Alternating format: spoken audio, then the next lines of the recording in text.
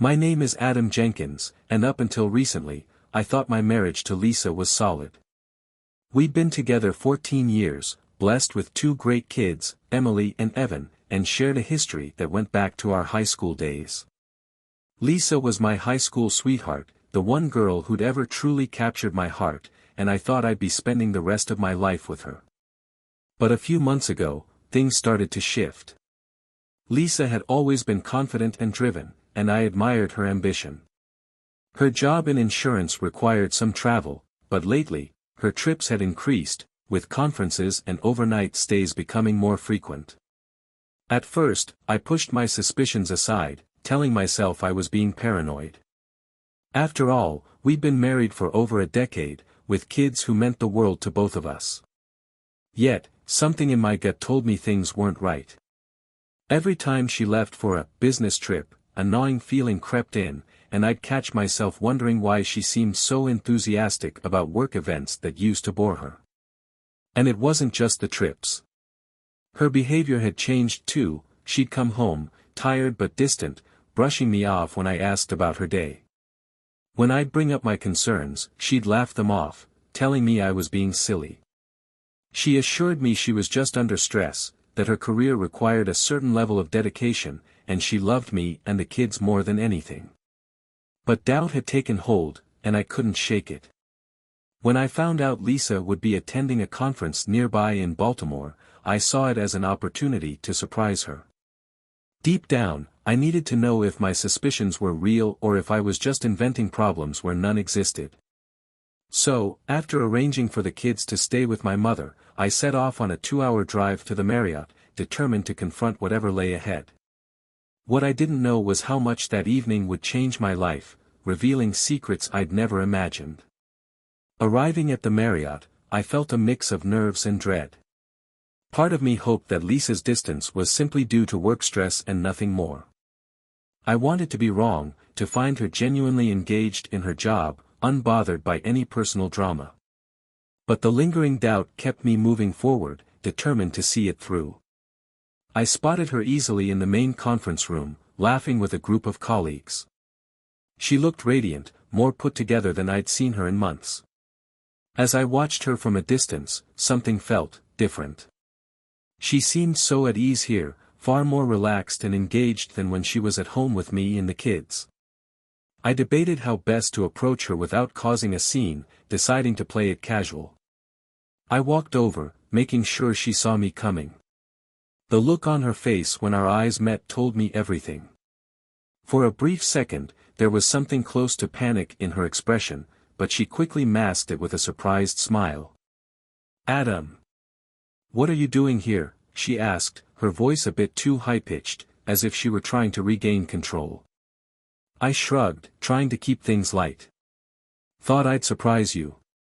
Wanted to see you in action at one of these big conferences you're always talking about." Her smile faltered for a moment, but she quickly recovered. "Oh. That's sweet of you," she replied, glancing around the room as though looking for an escape. We exchanged a few more pleasantries, but her body language told a different story. She was distant, fidgety, and her eyes kept darting to the entrance, almost as if she were waiting for someone. My heart sank as I began to realize that I might not be imagining things after all. In that crowded conference room, a painful truth started taking shape in my mind. Lisa was hiding something, and I was getting closer to uncovering it. After our brief conversation in the conference hall, Lisa excused herself, saying she needed to catch up with colleagues. I watched her disappear into the crowd, feeling a growing sense of dread. Something was off, and I knew it wasn't just my imagination. I decided to head back to our hotel room, hoping to clear my mind and collect myself. But when I walked through the door, I realized I wouldn't be getting any peace that night. On the nightstand, Lisa's phone buzzed with a new message. She'd left it unlocked, something she never usually did, and I hesitated for only a moment before glancing at the screen. A message preview from someone named Dan appeared, and with it, any lingering doubts I had evaporated. It read, "Can't wait to see you tonight. Last night was incredible. My heart pounded as I scrolled through their conversation, each message a gut-wrenching confirmation of the betrayal I'd been trying so hard to deny. They'd been meeting for months, using work trips as an excuse to spend time together, weaving a web of lies right under my nose. The affectionate words, the hidden plans, all of it felt like a punch to the gut. Lisa had been living a double life, one that didn't include me or our family. I sat down heavily on the edge of the bed, the weight of the betrayal settling over me. In that moment, my entire world felt like it had come crashing down. The woman I'd trusted, the mother of my children, had been lying to me, leading a life I knew nothing about. It was a revelation that shattered me, but beneath the heartbreak, something else stirred, a resolve to confront this betrayal head-on. Sitting alone in that hotel room, I felt a mixture of heartbreak and rage that nearly overwhelmed me. But as the initial shock began to wear off, I realized I couldn't let this betrayal define me. I needed answers, and I needed them on my terms. Rushing to confront Lisa now would give her the chance to twist the truth, to downplay what I'd seen. No, I had to be smart about this, to plan carefully. I went through her phone again, screenshotting every text, every call log, every small piece of evidence I could find. It hurt to see the affectionate messages, the playful plans she'd made with Dan, knowing she'd never shown that same excitement with me. But I pushed down the pain, focusing on the task at hand. I needed a solid case, a way to confront her that left no room for denial. I left the hotel room and headed back to the conference hall, my mind racing with questions. How long had this been going on? Did Dan know about me and our kids? Did he care? Every answer felt vital, every detail necessary for me to confront Lisa and Dan with the truth. As I walked through the conference venue, I began noticing the small details, how Lisa seemed overly friendly with Dan, how they'd disappear for long moments, the way her smile was a little too bright around him. My suspicions grew sharper, and with every observation, my resolve solidified. This wasn't just a fling. She'd risked everything we'd built together, everything we'd worked for, and she had to face the consequences. I left the conference that night with a new sense of purpose. I was going to collect every scrap of evidence I needed, to build a case that would hold up against any excuse she could throw my way. This betrayal had cracked my world open, but I was determined to emerge from it stronger, and to make sure she answered for every lie. Back at home, my mind was set. I wasn't going to act on impulse, I was going to play this smart, taking my time to gather all the proof I needed. I reached out to my closest friends, people who'd known Lisa and me for years, people I could trust. I explained the situation, and though they were shocked, they quickly offered their support, agreeing to help me keep an eye on things when Lisa was on her business trips. With their help, I set up surveillance around our home and took additional steps to track her whereabouts whenever she claimed to be at work conferences. It felt surreal, spying on my own wife, but I knew this was the only way to uncover the full scope of her deception. If she was determined to keep lying, I was going to be just as determined in exposing the truth. Over the next few weeks, every piece of evidence fell into place, each one more painful than the last. Friends would text me when they'd spot her with Dan, sharing updates about their meetings and any suspicious behavior. I combed through bank statements, hotel receipts, and emails, adding them to the growing file that documented Lisa's betrayal in brutal detail. Her affair wasn't just an isolated incident, it was a carefully maintained secret, a relationship she'd chosen to nurture while letting ours wither. The weight of the evidence was crushing, yet with each discovery, I felt a strange sense of calm. I finally had the proof I needed to confront her with no room for excuses, no opportunity for her to deny what I'd seen with my own eyes. And with every text, every call log, every photograph, I grew stronger, knowing that the time would come soon when Lisa would have to face the damage she'd caused. As I prepared to confront her, I felt a sense of clarity I hadn't experienced in weeks. This wasn't just about catching her in a lie. It was about reclaiming my life from the shadows of her deceit, freeing myself to rebuild without the weight of her betrayal hanging over me. Once I'd gathered the evidence I needed, I knew I was close to confronting Lisa. But before I could do so, another opportunity fell into my lap. I heard about an upcoming company event that Lisa and Dan would be attending, a networking dinner hosted by their firm. It was the perfect chance to observe them together, to see for myself just how deep this betrayal went. I arrived at the event under the guise of supporting Lisa's career, blending in with the crowd while keeping a watchful eye. It didn't take long to spot her with Dan, laughing and chatting as if they hadn't a care in the world. Seeing them together in a public setting, so comfortable and relaxed, made the affair feel even more blatant, as though they no longer cared about hiding it. As I stood there, steeling myself for what I was witnessing, a woman approached me. She introduced herself as Rachel, Dan's wife. I felt my heart skip a beat as I realized who she was. The implications were immediate. She'd likely been living the same nightmare, piecing together clues and watching her own marriage unravel. Her face mirrored my own feelings, a mix of pain and quiet determination. "Something tells me you didn't come here to support the networking," she said softly, her eyes flicking toward Lisa and Dan. Her words confirmed what I'd suspected. She knew. We found a quiet corner and shared our stories, comparing notes and confirming what each of us had feared. Rachel had noticed Dan's late nights, his sudden business trips, and the same evasiveness that Lisa had shown. Together, we laid out the evidence we'd collected, each piece of proof painting a painfully clear picture of their deception. Knowing I wasn't alone in this, that someone else understood the depth of this betrayal, gave me a strange sense of solidarity. By the end of the evening, Rachel and I had a plan. We agreed to continue gathering evidence, to build a case so airtight that neither Lisa nor Dan could squirm out of it.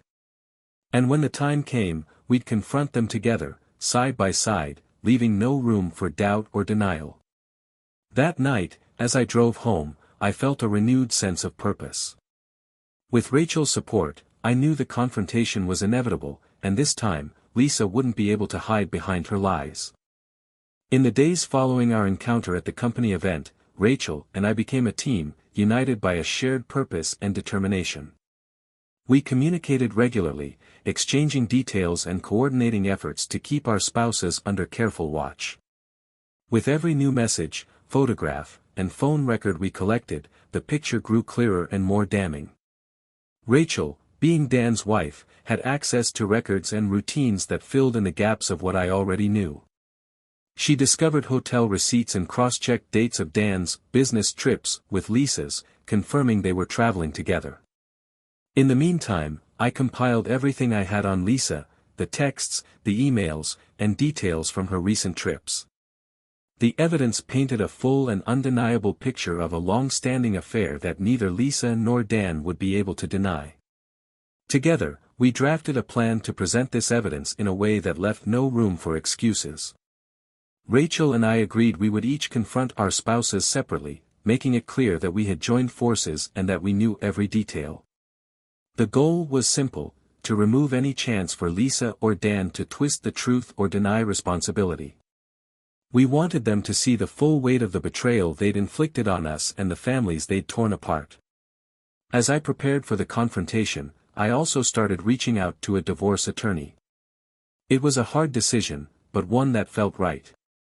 My focus was on protecting my children and securing my own future without the shadow of Lisa's deceit. My attorney was sympathetic, guiding me through each step, ensuring that when the time came, I would be prepared to make a clean break.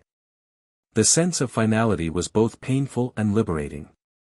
I'd once believed in a life with Lisa, in the family we'd built, but her actions had shattered that vision.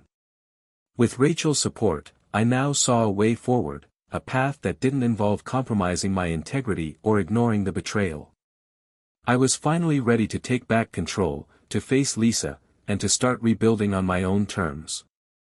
As I looked over the pile of evidence one last time, I felt a strange sense of calm. The confrontation was near, and I knew I was ready. With everything in place, the day of the confrontation finally arrived. Rachel and I had agreed to hold nothing back, to expose the affair in a way that would leave Lisa and Dan with no escape from the truth.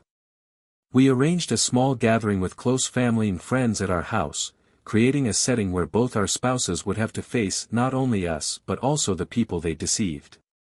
Lisa arrived at the gathering, unaware of what awaited her. I watched her mingle with our family, greeting everyone with her usual warm smile, unaware that her double life was about to unravel in front of them all. When the time felt right, I took a deep breath and stood in front of the group, my heart pounding. Rachel joined me, and together we called for everyone's attention. "Lisa, Dan," I began, my voice steadied though my emotions threatened to spill over. "Rachel and I have something important to share with everyone here, something that we feel you both should have shared long ago." Lisa looked at me, her smile fading as she noticed the serious tone in my voice. Dan's face grew pale as he glanced at Rachel, realizing that whatever this was, it wasn't going to end well. The tension in the room grew as I began recounting the evidence, one painful detail at a time, the trips, the texts, the hidden meetings. I revealed everything we'd uncovered, laying out the months of deceit that they'd hidden from all of us. As I spoke, the weight of their betrayal settled over the room, shock and disbelief etched on the faces of our family and friends. Lisa's expression shifted from shock to horror, her eyes wide as she realized there was no denying what she'd done. Dan's face twisted, his composure cracking under the strain of having his secrets laid bare in front of everyone he knew. "This is what you've done to our families," I continued, my voice filled with a mix of pain and resolve. "You've lied to everyone here, to your own children, to the people who trusted you. And now, there's no going back." Lisa stammered, trying to find words, but there was nothing she could say. She'd been caught in her own web of lies, forced to face the damage she'd caused. The looks from our friends and family made it clear, she'd shattered the trust of everyone in the room, and the consequences would be hers to bear. As I left the room that day, a strange sense of peace settled over me.